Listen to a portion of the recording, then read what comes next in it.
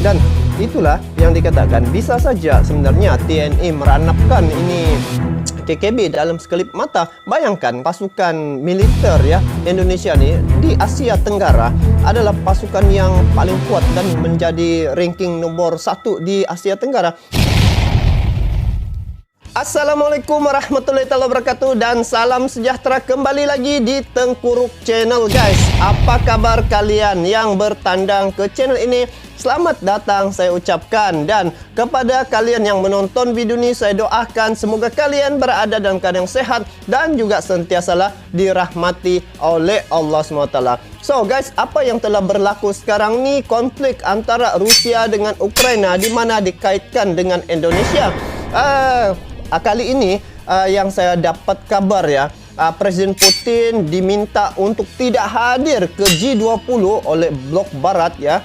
Disebabkan untuk kali ini Indonesia menjadi tuan rumah untuk G20 yang diadakan di Bali pada bulan November nanti untuk tahun ini. Jadi apa yang saya terlintas di pikiran, kaitannya apa yang telah berlaku suatu ketika dulu ketika Timur dilepaskan daripada Indonesia. Jadi yang berlaku sekarang nih guys, Ukraina, Rusia. Jadi ini macam ada kedekatannya lah info ini guys, ataupun isu nih. Jadi seperti mana juga yang berlaku di Papua sekarang, itu KKB, kelompok kriminal bersenjata, bisa saja diranapkan oleh TNI sebenarnya. Tetapi kita takut ya apa yang telah berlaku sekarang nih. Kalau yang itu kelompok kriminal bersenjata diserang, diranapkan, maka inilah peluang ya, peluang pihak-pihak luar ataupun PBB masuk campur tangan guys. Jadi itulah sebenarnya kepada kalian yang menonton video ini, harus kita mengetahui undang-undang dunia juga ya guys. Jadi ada isu-isu yang perlu kita jangan terus ambil tindakan, sebab ini untuk menjaga kedaulatan dan juga untuk jangka masa panjang. Jadi ayo kita semak ini video. Tajuk yang saya akan react adalah dalang dan sejarah lepasnya Timur daripada Indonesia. Jadi bagaimana, apa punca itu Timur lepas daripada Indonesia, dan kita kaitkan dengan situasi yang berlaku antara Rusia dengan Ukraina. Dan di sini Indonesia sebenarnya memainkan peranan yang penting, sebab Indonesia nih dia satu negara yang tidak menghalang ataupun sentiasa terbuka ya kepada negara-negara luar. Dia adalah negara non-blok. Jadi yuk kita semak video nih. Dan ini video saya tengok di channel Bagi-Bagi. Jadi kepada kalian yang menonton video ini, jangan lupa sama-sama juga kita support ini channel Bagi-Bagi dengan memberi like, komen, dan juga bagi yang belum subscribe dia punya channel, silalah subscribe channelnya. Jadi guys, ayo kita semak video ini sama-sama. Jom. Sahabat Bagi-Bagi, pada awalnya Timur bukanlah bagian dari Negara Kesatuan Republik Indonesia. Untuk merebut wilayah Timur ke Indonesia, pemerintah Orde Baru mencanangkan operasi militer yang bernama Operasi Seroja. Pemerintah Indonesia menerima integrasi Timur untuk menjadi bagian NKRI pada tanggal 17 Juli 1976. Namun, Timur dan NKRI terikat sejarah hingga 30 Agustus 1999. Sejak 17 Juli 1976, Timur atau Timor Leste resmi bergabung dengan Negara Kesatuan Republik Indonesia. Ini 17 Juli 1976, Timur ya resmi bergabung dengan Negara Kesatuan Republik Indonesia. Tahun 76 rupanya ya. Sejarah mencatat, proses integrasi Timur didahului dengan rangkaian invasi militer oleh rezim Orde Baru dan disebut-sebut mendapat dukungan dari pemerintah Amerika Serikat. Sejarah kolonisasi Timur bisa ditarik sejak abad ke-15 Masehi. Kala itu, orang-orang Portugis atau Portugal kerap singgah untuk berdagang. Namun, tak lama berselang, bangsa asing dari Eropa itu justru berhasil menduduki pulau yang seluas 30.777 km persegi itu. Memasuki pertengahan abad ke-17, gangguan datang dari Belanda yang juga ingin menguasai Timur. Portugis Belanda. Setelah terjadi beberapa kali bentrokan, Portugis terpaksa menjalin perjanjian dan menyerahkan sisi barat Pulau Timur kepada Belanda. Oleh karena itulah, wilayah Timor Timur atau Pulau Timor bagian timur belum menjadi bagian dari Indonesia sejak awal. Berbeda dengan Pulau Timor bagian barat yang dikuasai Belanda atau yang nantinya menjadi provinsi Nusa Tenggara Timur. Macam tu. Kemenangan Jepang atas Belanda pada 1942 mengubah situasi di Timor. Selain mengambil alih wilayah Hindia Belanda, pasukan militer Dai Nippon juga merobot Timor Timur. Namun, setelah Indonesia merdeka pada tanggal 17 Agustus 1945, Portugal kembali menduduki kawasan itu. Pada 1974, perubahan di Timor Timur mulai muncul seiring bergolaknya politik di Portugal. Ronald Hasil Cote dalam Pembebasan Nasional menentang imperialisme 1999. Dia menyebut bahwa tanggal 25 April 1974 terjadi kudeta tak berdarah yang dikenal sebagai Revolusi Anyelir. Revolusi Anyelir yang dimotori Movimento das Forças Armadas atau MFA atau Pergerakan Tentara Darat berhasil menumbangkan kekuasaan Perdana Menteri Portugal Marcelo Caetano. Selain itu, pergolakan ini juga berakibat pada penarikan militer Portugis dari beberapa wilayah jajahannya, termasuk Angola, Cape Verde, Mozambik, serta Guinea Portugis di Afrika, hingga di Timor Timur di Nusantara. Setelah Revolusi Anyelir di Portugal, Timor Timur terbelah menjadi 3 faksi, yaitu UDT, Fretilin, dan Apodeti. UDT menginginkan Timor Timur tetap menjadi koloni Portugal.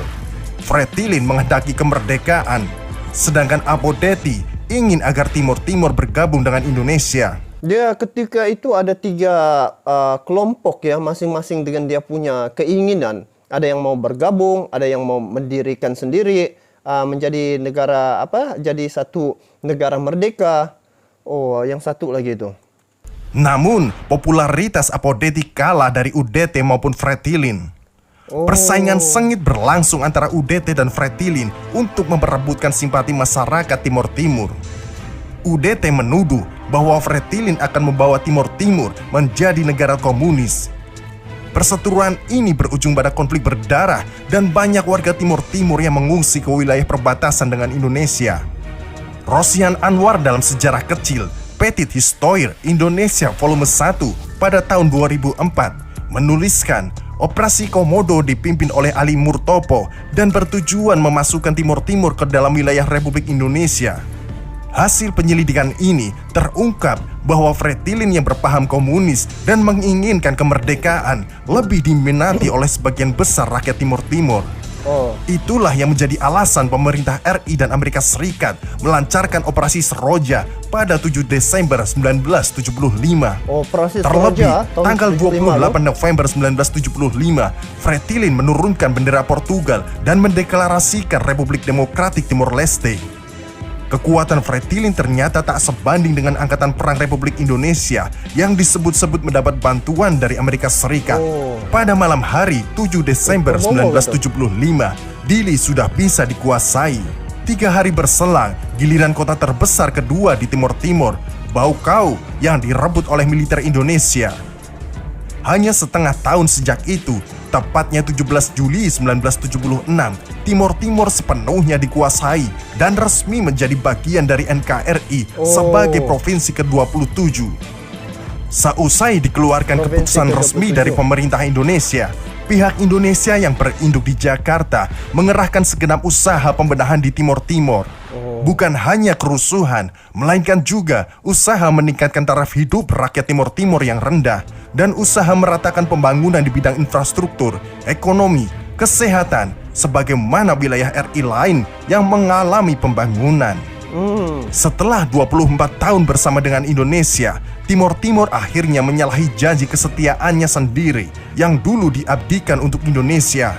Meskipun Indonesia sebagai negara yang berusaha melakukan pembangunan sebaik mungkin pada Timor Timur, masih saja ada golongan yang tidak puas. Sahabat bagi-bagi, konflik ternyata terus berlangsung sejak 1975. Timor Timur mendeklarasikan bergabung dengan Indonesia sampai tahun 1999 ketika Indonesia baru saja keluar dari krisis moneter yang menyisakan kekacauan ekonomi dan politik.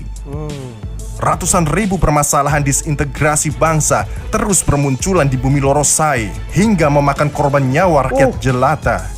Ada 84.200 orang mati karena terserang penyakit dan belasan ribu orang lainnya menjadi korban perang saudara dan banyaknya pertikaian di Timor Timur dari pasukan kemerdekaan. Kemudian PBB pun datang ke Timor Timur bertujuan memastikan masa depan Timor Timur tanpa menimbulkan lebih banyak korban. Sebenarnya pada waktu itu Presiden Habibie menggantikan Soeharto setahun sebelumnya.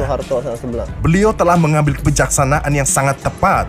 Ada tawaran otonomi daerah kepada Timor Timur untuk mengurus sendiri rumah tangganya, tetapi masih di bawah payung NKRI. Namun dunia internasional kurang sejalan dengan sikap Habibie. Banyak negara dari Eropa dan Australia yang lantas menekan Indonesia agar melepaskan Timor Timur. Macam yang berlaku sekarang nih guys. Indonesia ditekan agar menghalang Presiden Putin untuk hadir ke G20. Itu macam satu teknik yang sama. Cuma ini di peringkat dunia guys. Presiden hubungan antara Rusia dengan Indonesia tu macam seolah-olah dibagi keretakan di situ. Itu yang situasi seumpama ini harus kita paham guys. Pergolakan dunia ya dan hubungan dengan dunia luar, negara luar. Bahkan Perdana Menteri Australia menyarankan Habibie untuk membebaskan Timor Timur agar merdeka sendiri. Tentu saja Habibie yang sudah memanggul banyak beban dalam negeri semakin kecewa karena ternyata dunia internasional lebih banyak menekan melepas Timor Timur dibandingkan mempertahankannya. Beliau pun menyetujui referendum PBB setahun setelahnya yang resmi memisahkan Timor Timur dengan NKRI. Disinilah Indonesia mau tidak mau di posisinya yang lagi repot pasca reformasi dan tekanan krisis moneter, kewalahan atas sikap PBB dan negara-negara yang menekan referendum. Padahal di saat lampau, Amerika Serikat mendukung bergabungnya Timor Timur ke Indonesia daripada berdiri sendiri karena takut paham komunis bercokol di Timor Timur karena dekat dengan Portugal dan Soviet.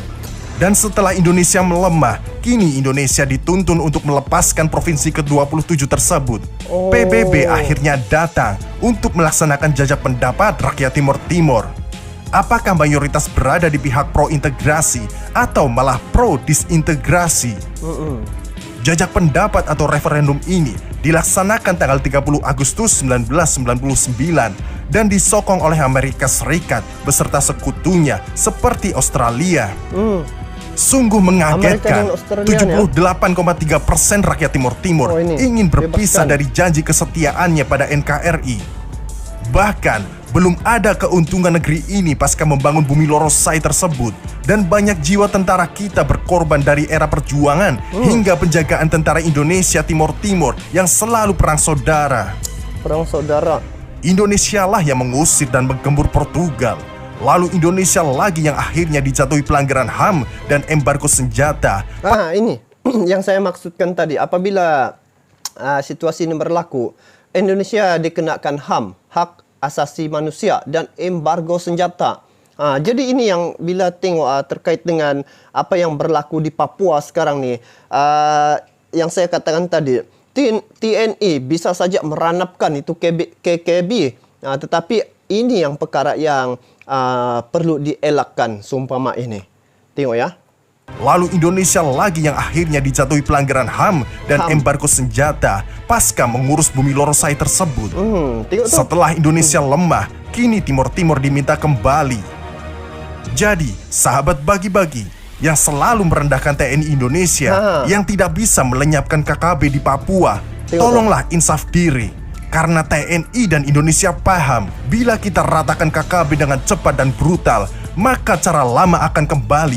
Cara lama. Datanglah PBB Barat ikut membangun opini, memberikan sanksi, dan ujung-ujungnya mereka menyarankan rakyat Papua untuk melakukan referendum dan lepas lagi Papua dari Indonesia. Karena bisa kita lihat di berita luar negeri, mereka menganggap Indonesia lah penjahatnya dan KKB lah adalah korbannya. Cara seperti ini selalu dilakukan mereka. Maka kalian yang selalu nyinyir masalah KKB dan gak puas pada TNI kita, datang langsung aja ke Papua. Gak usah kayak macan di medsos, tapi pas ketemu jadi meong. Dan untuk sahabat bagi-bagi, berkomentarlah secara dewasa dan cerdas, karena tulisanmu akan menguak isi otakmu. Ayo, tetap satukan barisan, jangan mau terpecah belah, karena kita satu darah. Sekian dari kami, admin pamit undur diri. Narto. So guys, info yang amat bermanfaat ya terkait dengan perkara yang berlaku sekarang nih. Kalau tengok di di Papua nih, ini KKB sentiasa membuat rusuhan macam tu kan.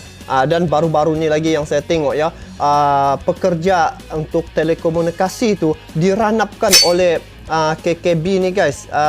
Tinggal satu orang lagi yang selamat. Jadi apa yang berlaku sebenarnya dunia pada hari ini harus kita imbas apa yang telah berlaku sebelum ini. Jadi macam teknik yang sama digunakan. Kalau ditengok di sini antara Rusia dengan Ukraina, ini salah satu teknik yang dorang pakai ketika kisah antara Papua dengan Indonesia. Dan sekarang nih apa yang merisaukan kita di Papua sekarang nih guys, tengah berlaku pergolakan di mana KKB membuat rusuhan dan juga ancaman-ancaman terhadap orang-orang di situ. Dan itulah yang dikatakan bisa saja sebenarnya TNI meranapkan ini KKB dalam sekelip mata. Bayangkan kalau pasukan militer ya Indonesia ni di Asia Tenggara adalah pasukan yang paling kuat dan menjadi ranking nomor 1 di Asia Tenggara.